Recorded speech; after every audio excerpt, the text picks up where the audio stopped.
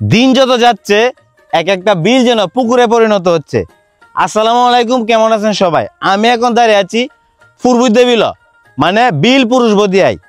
এই চিরসবুজ ফসলে ভরপুর পুরুষবদিয়া বিল নিয়ে থাকছে আজকের এই ভিডিও।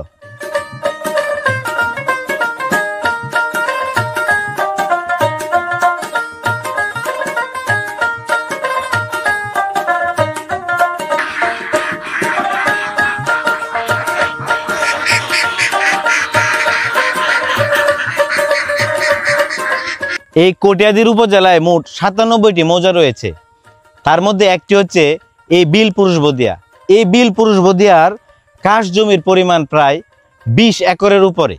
কিশোরগঞ্জ জেলার কটিয়াদী থানাধীন মুমুরদিয়া ইউনিয়নে অবস্থিত এই বিল পুরুষবদিয়াটি বাংলার প্রাকৃতিক সৌন্দর্যের অনন্য প্রতীক। আমাদের বিলগুলো তেমনি একটি বিল হলো পুরুষবদিয়া, যেখানে প্রকৃতি তার সৌন্দর্যের পরশ ছড়িয়ে রেখেছে নিঃশব্দে নিভৃতে। এই বিলগুলো শুধু প্রকৃতির সৌন্দর্যের নয়, এটি স্থানীয় মানুষের জীবিকার উৎস।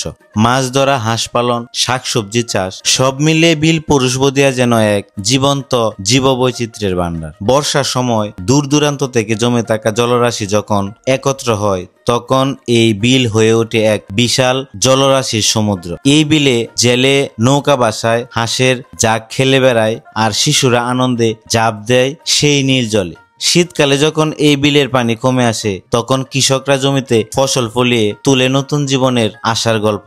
প্রভাতের আলোয় বিলের জলে সূর্যের প্রতিফলন, সন্ধ্যায় পাখিদের ফিরে আসার দৃশ্য, সব মিলিয়ে বিল পুরুষবদিয়া এই এলাকার এক স্বপ্নময় ভূমি। এটি আমাদের ঐতিহ্যের, জীবনের এবং প্রাকৃতিক ভারসাম্যের প্রতীক। বিল পুরুষবদিয়া শুধু একটি বিল নয়, এটি আমাদের মাটির গন্ধে মিশে থাকা ভালোবাসার গল্প।